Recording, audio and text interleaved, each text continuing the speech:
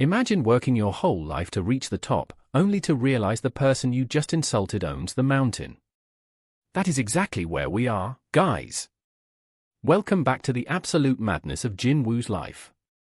Last time, we saw our hero eating a single piece of cheap kimbap while his ex-wife's world started to crumble.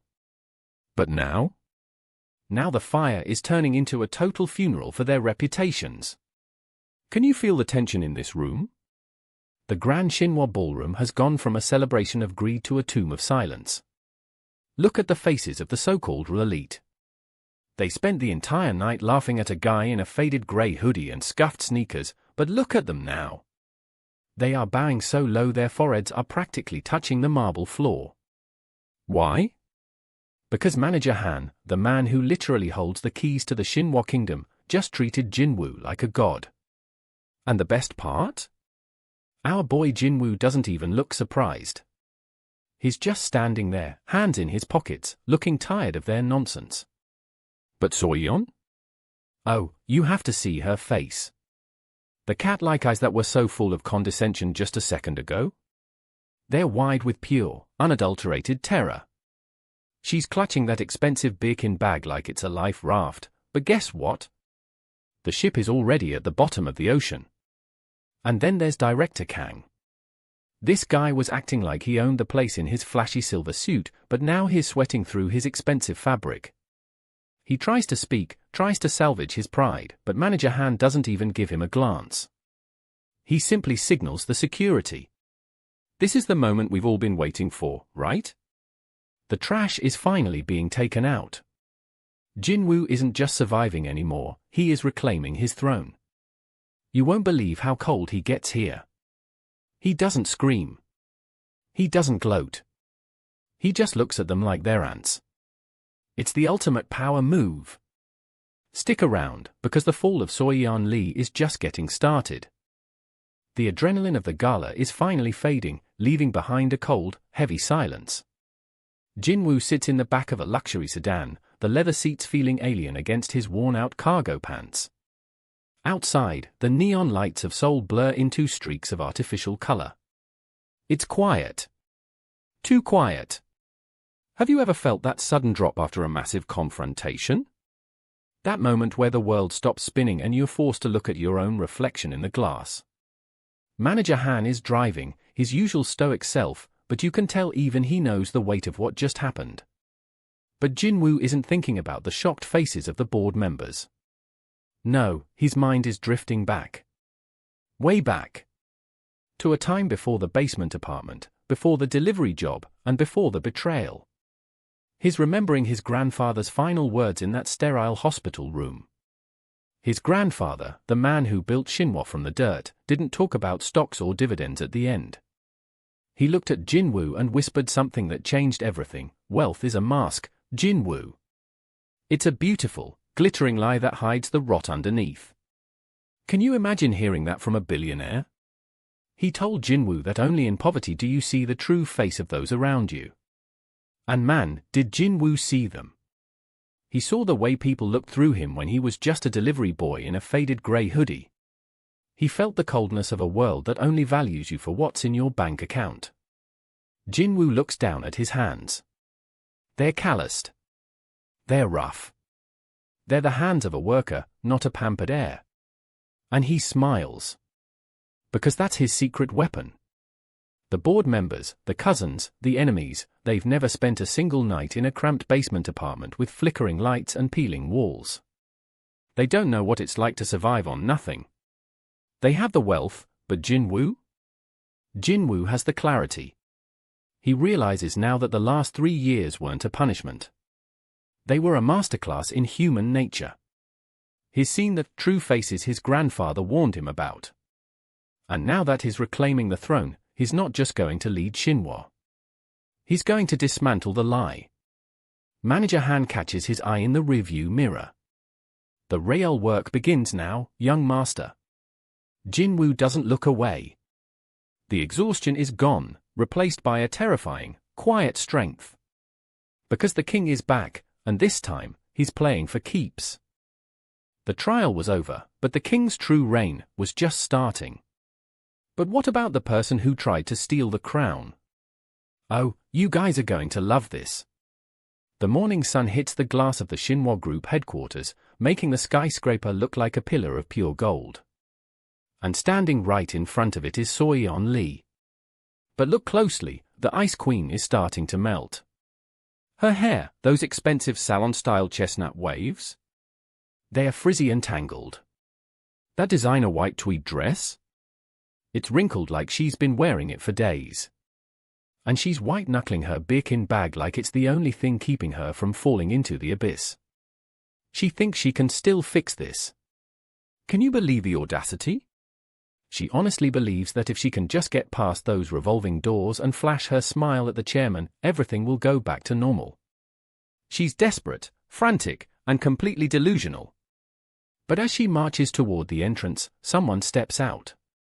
A tall, broad-shouldered security guard in a sharp black uniform.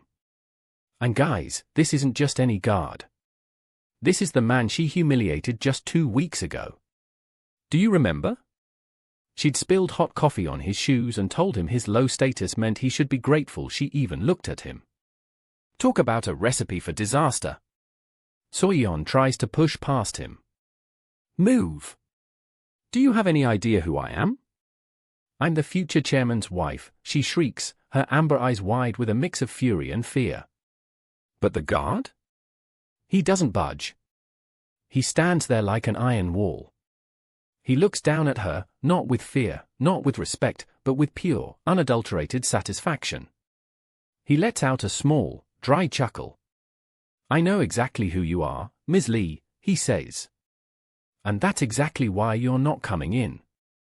Soyeon's face goes from red to pale in a split second. She starts screaming about her connections, her status, but it's like she's screaming at a mountain. The guard pulls out a digital tablet and turns it toward her. In giant, glowing red letters, it says, "Access denied. Permanent ban."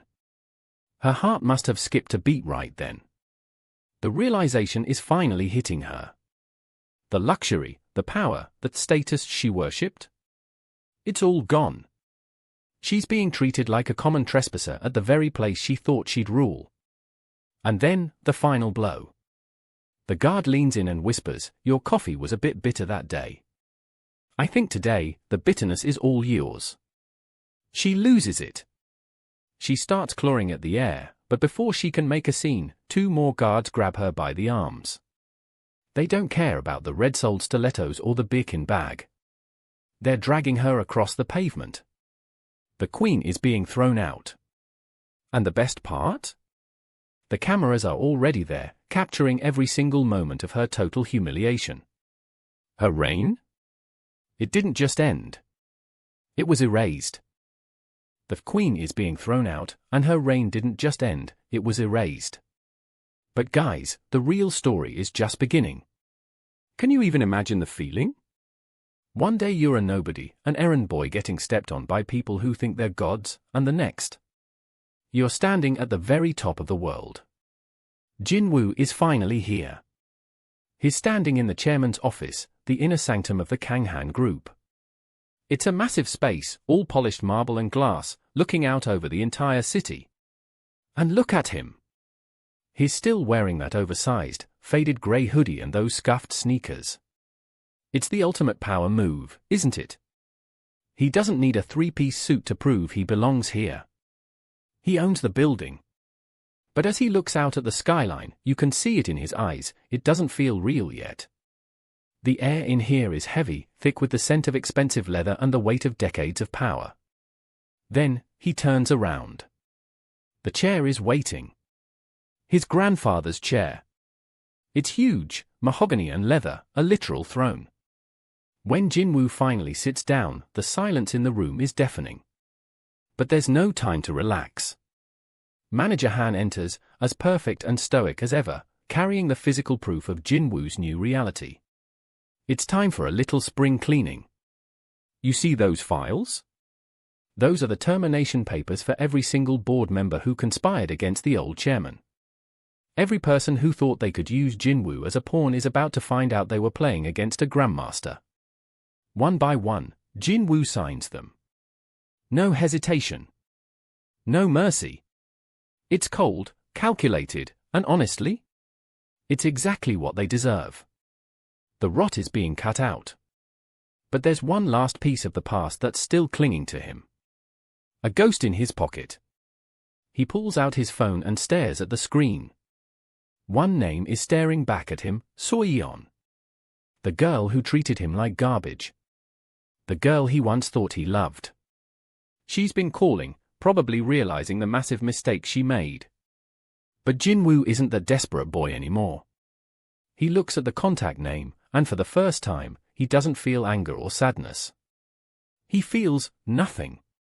He realizes that to move forward, he has to delete the man he used to be. And that starts with her. Are you ready for the final severance? With one steady thumb, he navigates to the contact settings. This is it. The end of the errand boy. He's finally done it, guys. From the bottom of the barrel to the absolute top of the world. With one final tap on his screen, Jin-woo has erased every single trace of the delivery boy a life that held him back. Soyeon? Forgotten. The debt? Paid. The disrespect? A thing of the past. Jin-woo steps out onto the massive balcony of his new penthouse, and man, you can almost feel the cool night air hitting his face. Just a week ago, he was counting pennies for instant ramen, and now? He's looking down at the entire city like he owns it, because he basically does. It's the ultimate triumph, right? But here's the thing, why does it feel like someone is watching him? As he stands there in his faded grey hoodie, looking totally unassuming despite his billions, a sound breaks the silence. The click of a door. Now, wait a second, this is a high-security penthouse.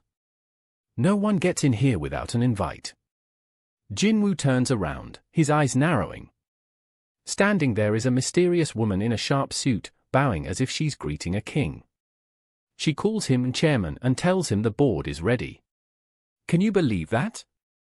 Jin-woo is stunned, but she's not done. She reveals the truth that'll blow your mind, that poverty trial he just survived. It was only stage 1. A monitored experiment by a global organization to see if he was worthy. This wasn't just about getting rich, guys. It was a recruitment. A global game is being played, and Jin-woo just earned his seat at the table. You see the shift in his eyes? That look of a predator who just realized there's a much bigger hunt ahead? He doesn't look scared. He looks ready. He's no longer just a delivery boy or a lucky billionaire. He's a player on a board that spans the entire world. The real battle? It hasn't even started yet. Are you ready for what comes next?